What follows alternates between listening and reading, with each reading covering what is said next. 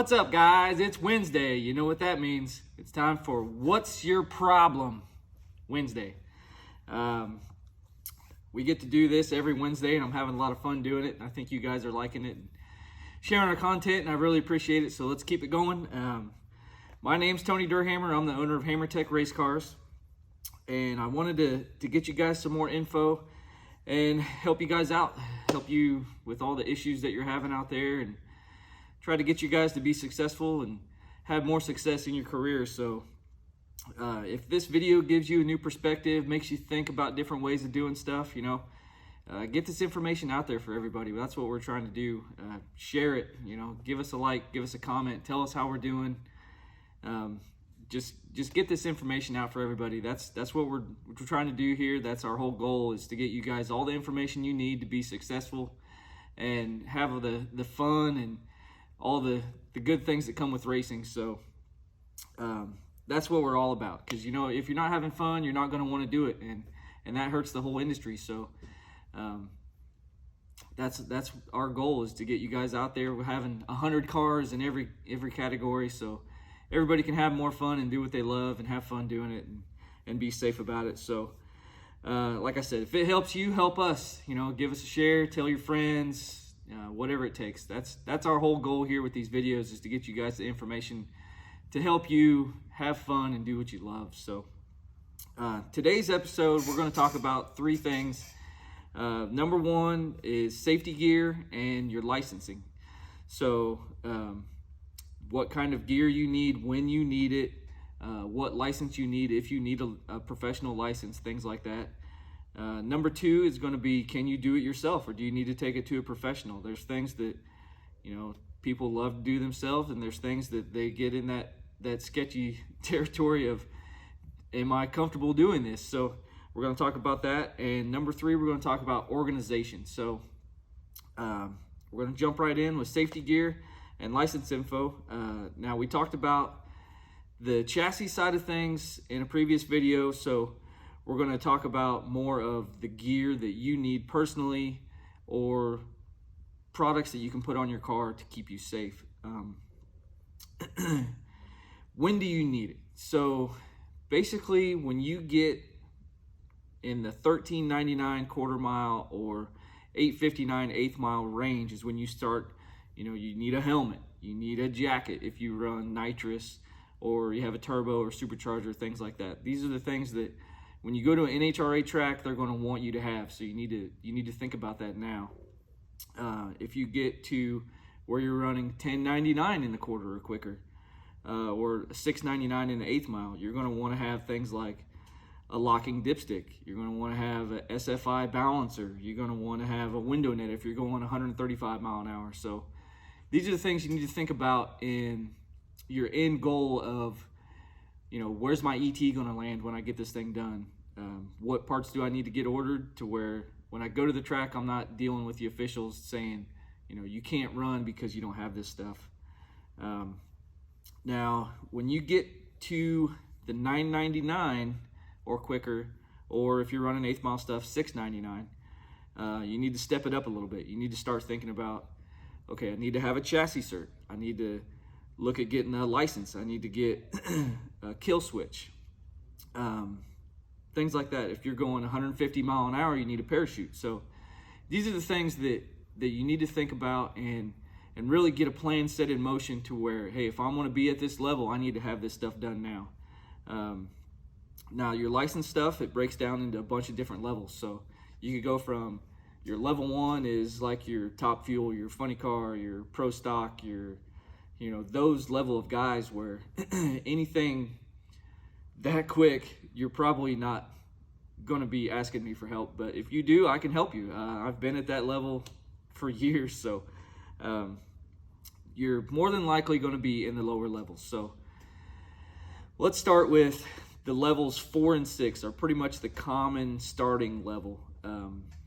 4 and 6 will get you from 999 to 750. Level 6 is your 750 to 999, and if you're going to go quicker than 135 mile an hour, I would say go to a level 4. You don't need any physical. You just need to fill out, you can get your form.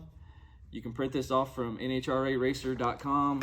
You'll do your moderate pass, your fast pass, all that stuff. Fill it out. Have, your 2 people that are licensed quicker than you sign off on it, official sign off on it, and send that into NHRA, and they'll get you your license. So, like I said, that gets you from $9.99 to $7.50. So, if you want to go quicker than $7.50, then you need to get a physical and go to, the most common is an advanced ET. So you're going to have to do 2 passes that are quicker than $7.49 to get your license. Or you can go to, your schools like Frank Holly is a great school. Now, the school way of doing it is definitely more expensive, but with that expense, you get all the knowledge of, dealing with Frank Holly that's taught guys like Jack Beckman and, all these great name guys that are really good at what they do have came from that school. It's an expensive way to do it, but you get what you pay for. So those are the licensing things. If you have more questions about it, you can give us a call. We can help you decide what license you need to go to. I would always recommend going, if you're going to be 760-ish range, I would go ahead and go for the advanced ET. You might as well go through it once, get it out of the way, then you don't have to worry about it. The safety gear that you want to think about, we talked about the window net being 135 mile an hour, the parachute being 150 mile an hour. The other things you want to think about that'll keep you safe is like fire suppression. It's a commonly overlooked area that you always need it when you don't have it. So it's better to just have it in there, get in the routine of pulling the pins every pass, have somebody pull them for you, show it to you, whatever it is, so that if that situation was to happen, you're ready for it. You can put out that fire. You're not burning your car to the ground and dealing with, all the stuff you don't want to deal with. So think about fire suppression, when you need a window net, when you need a parachute, what license you need.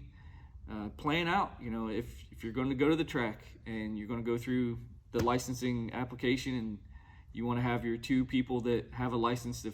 If you're just going for a level 4 or level 6, you can have somebody with advanced ET sign off on it. If you are going for advanced ET, you want to have somebody that can sign off on those things. So you need to plan out and have that all in motion before you ever go to the track, and make sure your car, truck, or whatever it is can actually run the numbers to get you what you need on your application.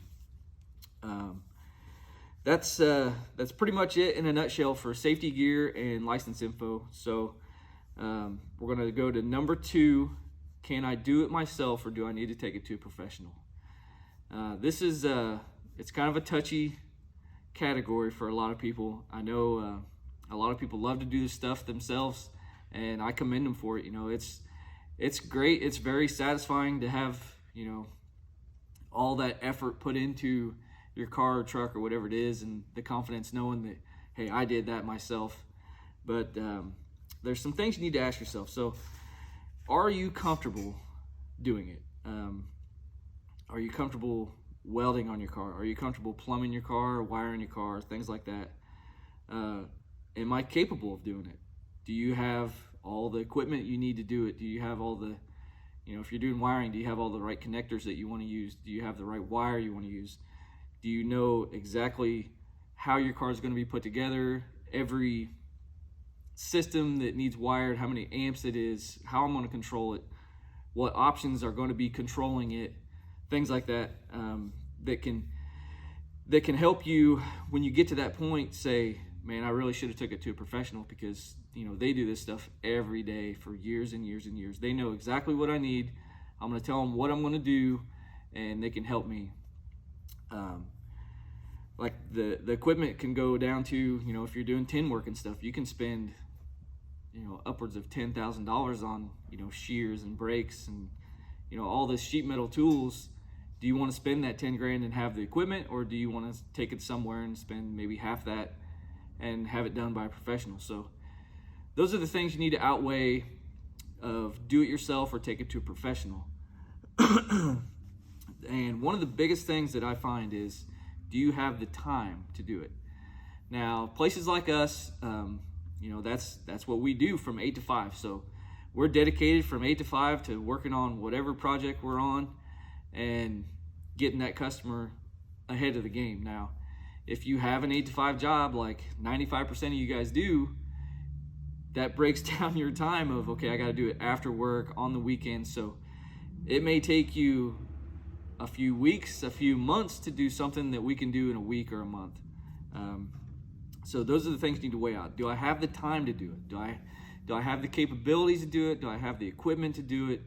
And am I comfortable doing it to the level of what you want it to be in the end goal?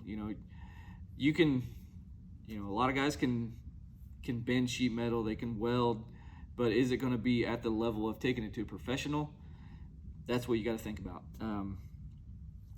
In the end, we just want you guys to be happy with your end goal. So think about, it's basically time versus money. What's the end goal that you want it to look like? What am I willing to pay for it? And is it something that I just need to bite the bullet and try to do it myself? Number 3 is organization. Now, the wintertime it's 60 out right now, but the wintertime is a great time to look at your race trailer, your whole operation of, do I bring enough coolers to the track? Do I have enough water for my crew guys? Do I have food at the track for them? Do I need to go through my trailer and, all the stuff that's scattered everywhere? Do I need to go back and organize all that stuff to where it's not a hassle dealing with it all the time and it looks like crap? So things like your trailer, you can, you want to look at your maintenance of it. Are the tires good? Are the brakes good? Are all the lights working? Things like that are most commonly overlooked until they're, you're sitting on the side of the road with a blown out tire and it sucks. So just take a little, a day or whatever it is, go through your trailer, look at everything, make sure everything's working right. Do you have a generator? Does it need serviced? Is your air compressor working well?